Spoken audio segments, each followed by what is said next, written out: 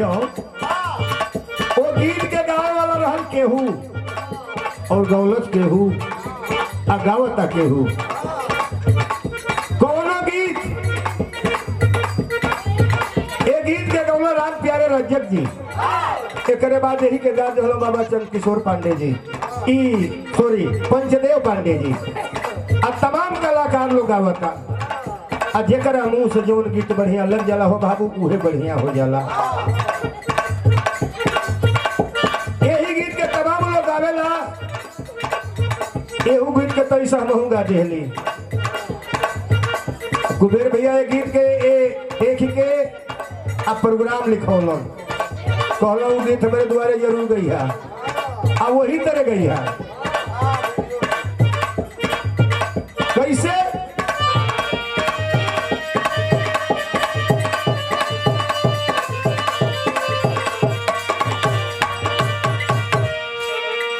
अरे गरी गरी जाए हो अरे गरी गरी जाए काहे हंसत रहे हो ए भैया वीडियो में आवाज ल देखाऊ गमछा कैसन वीडियो में ल नहीं है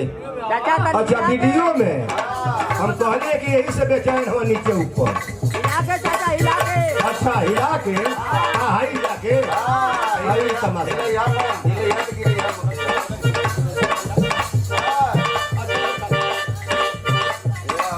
अच्छा देखा भाई तनी मनी मूड मिजाज तो ऐसा भाई दूसरे तरफ 2 मिनट खातिर के ले चले तड़िया अगर कोनो गलती हो तो कई खती क्षमा चाहल जी भाई।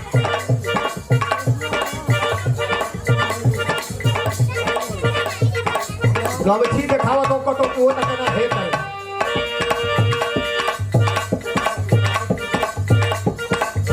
ए गीत के तरह तरह से गवातिया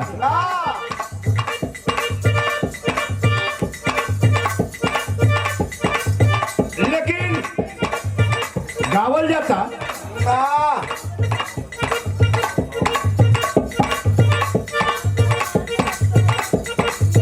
गरी गरी जाए हो गरी गरी जाए गरी गरी जाए हो गरी गरी जाए हथवा में कलमिया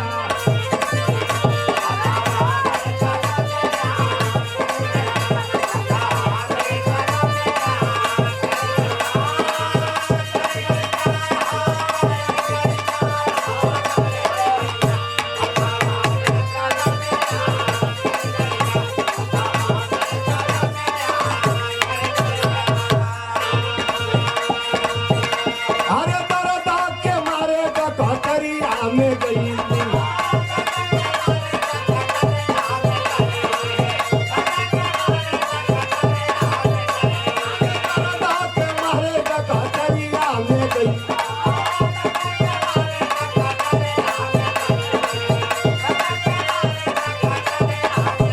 अरे दादा के हमारे डकटरिया में गई डकटर से न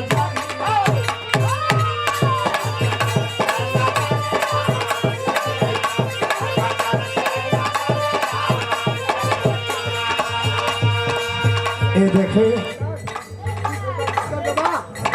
और देखा भाई ए हमारे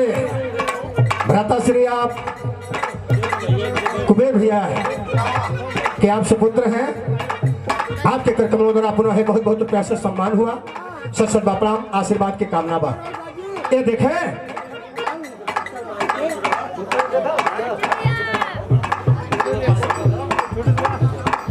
और ये देखें परम सद्याव दुबे चौहान के लड़का आप सुपुत्र शिवशंकर चौहान आपके कार्यक्रमों द्वारा पुनः बहुत रुपए से सम्मान सत बापराम आशीर्वाद की कामना हो कहना है अरे दादा के मारे डकटरिया में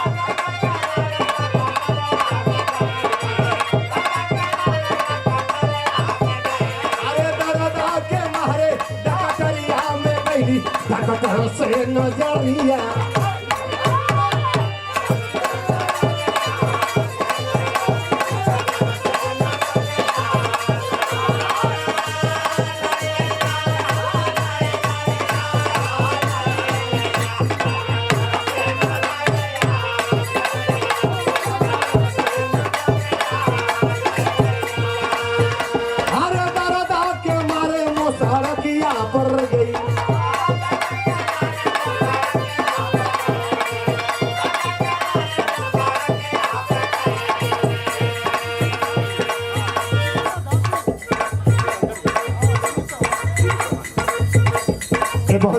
यहाँ से सम्मान आप सिकंदर झाँ की और ध्रुव चौहान जी आपके घर कमलों द्वारा ये बहुत बहुत हजारों रुपये से सम्मान और एक चचा जी की तरफ से विंध्याचल चौहान जी आपकी तरफ से रहा। गर्दा के मारे मुशरकिया पर गई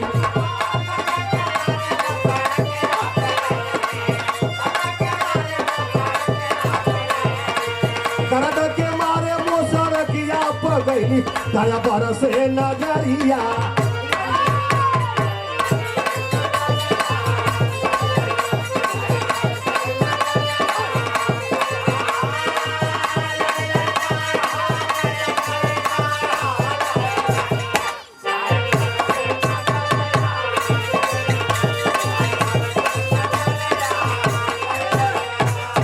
एक लाइन लोग और गाता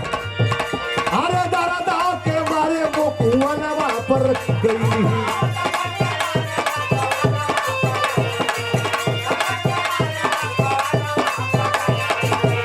अरे दरदा के मारे वो कुआनवा पर गई कब कर से नजरिया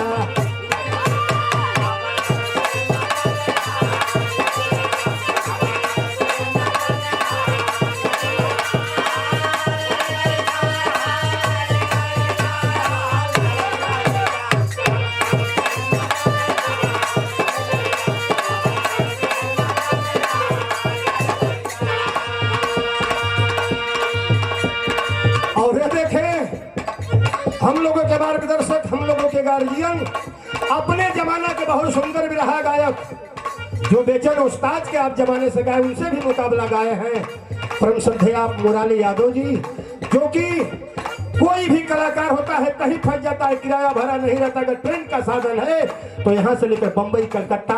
खाली फोन से बात हो जाती है और उनको ट्रेन में सुविधा देने का काम करते हैं और जो इस समय BLW बनारस में RPF में और दीवान दरोगा के पद पे कार्यरत है बहुत बहुत इनका प्यार दुलार मिलता है। एक बार सम्मान हो जाए हमारे मुरारी यादव जी का कम से कम। जिस समय उस परिस्थिति में जिस समय कोरोना लगा था 150 गाड़ियां कैंसिल हो गई और कलकत्ता में हमारा और सरदार सरगम जी का कार्यक्रम था। एक बार भाई का फोन आया हमने कहा कि बड़ी परिस्थिति गड़बड़ है और साहब ने पूछे क्या बात हमने कहा कि ऐसी ऐसी बात है तुरंत छुट्टी लिए और दोनों टीम को AC बोगी में बैठा करके ले करके गए कलकत्ता में कार्यक्रम करा करके और हम लोग को सही सलामत लिया करके मऊ छोड़े। बहुत बहुत मैं धन्यवाद करता हूँ तब से बहुत बड़ा एहसान हमारे भैया का रहता है। और बहुत बहुत प्रणाम करते हैं आप सभी महान भाई को जो कार्यक्रम को सही सलामत सुचारू रूप से बच करके दिख रहे हैं। लास्ट कड़ी में कहना है अरे दरदा के मारे मुझसे दरिया पर गई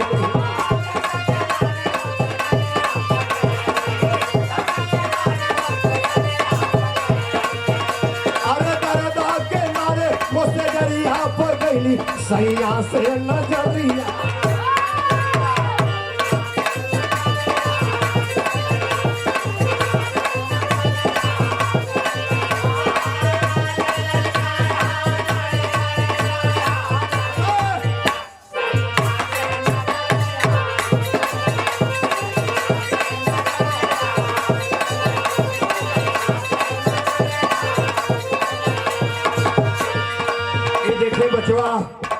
सूरज जो हमारे बड़े भ्राता श्री आप कुबेर चौहान जी के आप सुपुत्र शिव बहादुर जी के आप सुपुत्र हैं सूरज चौहान ये बचवा की तरफ से बहुत पुरस्कार। यही माता रानी से फरियाद बा कि बचवा हर मोड़ पे तरक्की की ओर बढ़े जिला जवार के नाम रोशन करे। यही माता रानी से फरियाद हो। कहल गई ओ हथावा में कलमिया